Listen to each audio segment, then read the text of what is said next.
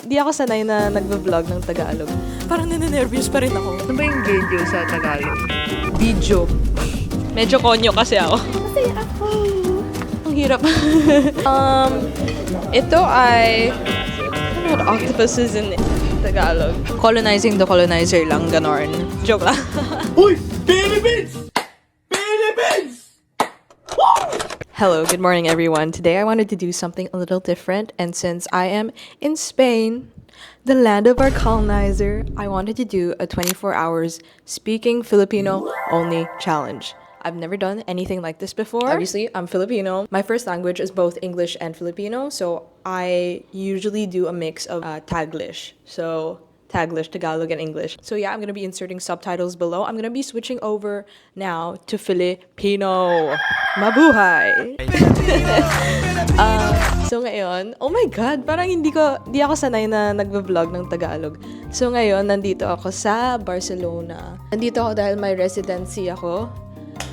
2 linggo sa Barcelona, 2 linggo sa Paris. Paris beef. Dapat hindi ako masyado nagdadaldal kasi magagawa pa ako ng subtitles. So, ngayon, pupunta kami ng beach. Kasama ko ang aking kaibigan, si Ella.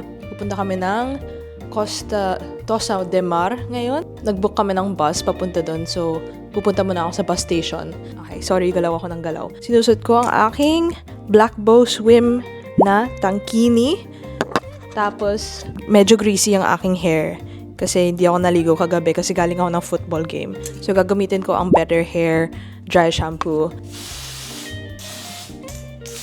Super cutie niya, oh. Parang travel size siya. Ang aking perfume dito sa Barcelona, nagdala ako ng 2 perfume. Isa para sa Barcelona, isa para sa Paris. Ito yung On Vacation ng Guava Smells. Parang collaboration nila ng Black Bow. Super bango nito, parang super summery yung vibe.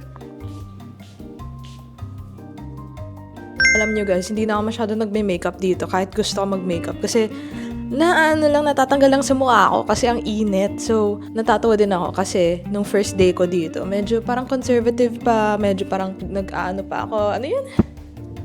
Pampatong polo shirt. Pero kasi dun sa residency ko, walang aircon. So, everyday, pakonti ng pakonti yung damit ko. Tsaka yung kasama ko, taga-Portugal siya. Pakonti din ng pakonti yung damit niya. 10:10 na, aalis na ako. Nagdala pa ako ng isa pang bikini kasi pag gusto ko ng tan line, nagdala ako ng top. Tapos, nandito din yung sketchbook ko. So, tignan natin kung makaka-sketch pa ako. Pero, maliit lang kasi siya eh. So, ito yung watercolor kit ko. Maliit lang siya. Tapos, nagdala ako ng portable towel. Nagdala din ako ng Filipinos! Tatry natin ito mamaya sa beach. Tapos gagawa ako ng TikTok para makita din ninyo sa short form content ko. Tara, alis na tayo. Punta na tayo sa bus station para makapunta na tayo sa beach. Beach, let's go get away. Hey, say. Okay. Siyempre naman, pagkausap ko yung aking kaibigan, mag-English ako. Pero yung sa vlog, 24 hours tayo Tagalog. Okay, so ngayon naglalakad na ako papuntang metro. 5 minutong lakad siya. Sabi ko nung una, mas magaganahan ako mag-vlog dahil hindi nila ako naintindihan. Kaso lang, parang nininervyos pa rin ako. Parang pareho lang. Ito ang aking station. Siyempre naman, pag pinost ko to, wala na ako dito. So, okay naman. Napopost ko siya. So, ito yung station nila. Papasok tayo dyan.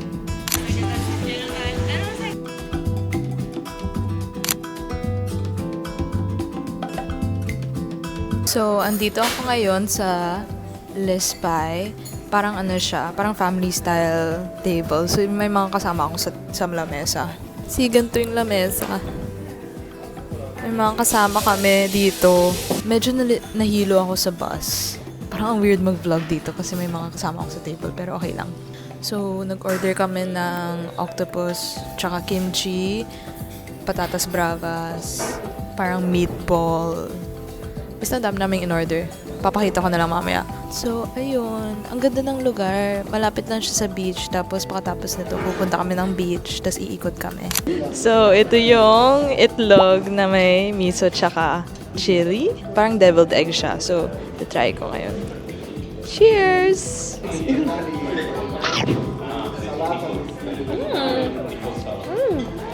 Tapos, ito yung patatas bravas nila. Yay! Meron siyang aioli tsaka harissa. Hindi ko alam kung ano yung harissa, pero try natin.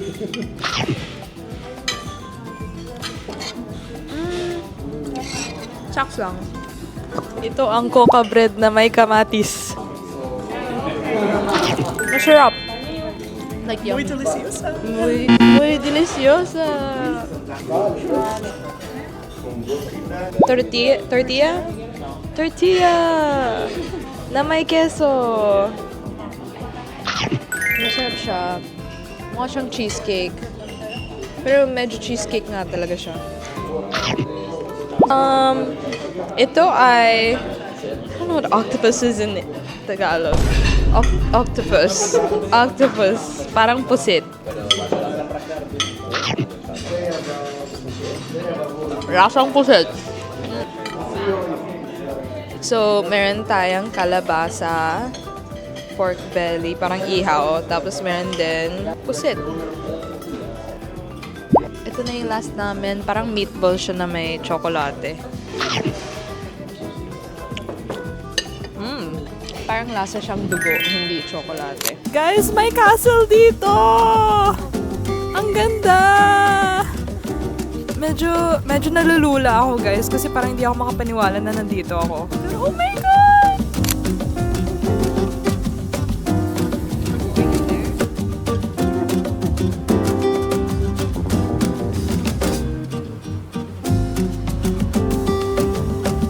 Bumili ako ng smoothie. Medyo malabnaw siya.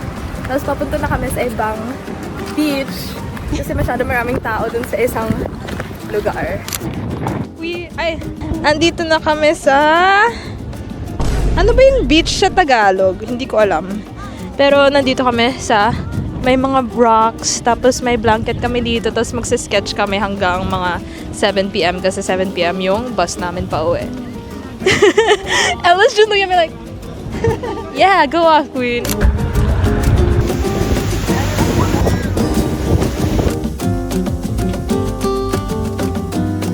Lumangoy na kami. Ngayon, try ko yung Filipinos. Rinay ko na yung isa kanina.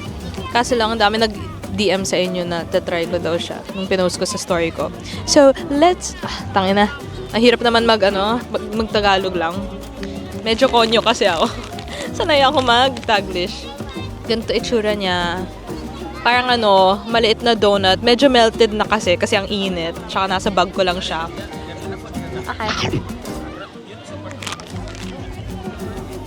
Lasang, alam mo yung cookies, lalagay ko sa screen. Ganun yung lasa niya. Masarap siya. Honestly, gusto ko try yung ibang flavor. Con leche, noscopien, fresquitos. I don't know what fresquitos means, but colonizing the colonizer lang, ganon. Ginawa tayong produkto. Nothing new. Joke lang. Mag-chill muna kami dito, tapos magda-drawing, tambay-tambay lang. Tapos, uwi na tayo. Baka mag-dinner kami dito. Hindi pa kami sure.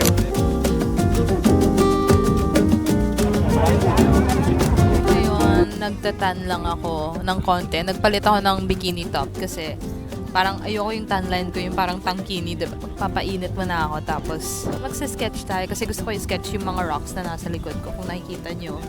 Hindi ko alam kung nakikita nyo, pero ayun.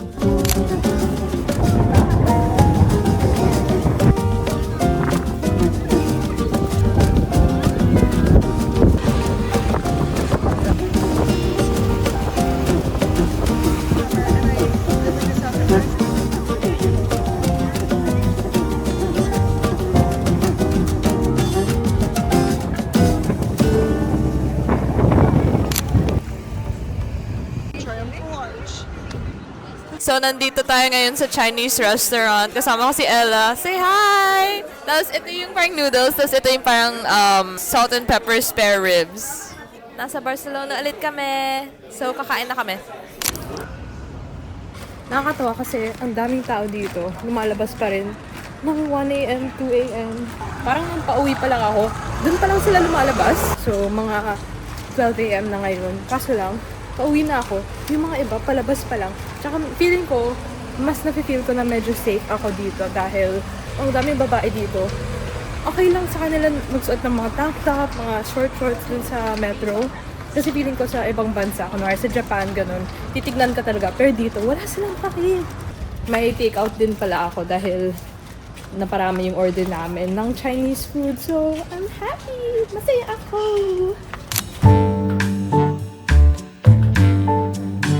Hi guys! Nakauwi na ako. Nandito na ako sa apartment. Mag-isa lang ako ngayon kasi feeling ko parang may out of town trip ata yung roommate ko. So, okay lang kasi nakapaglaba ako tsaka nakakapag-vlog ako ng hindi ako nahihiya. So, mga 1 a.m. na ngayon, naglalaba lang ako. Mga 40 minutes yung cycle. So, what?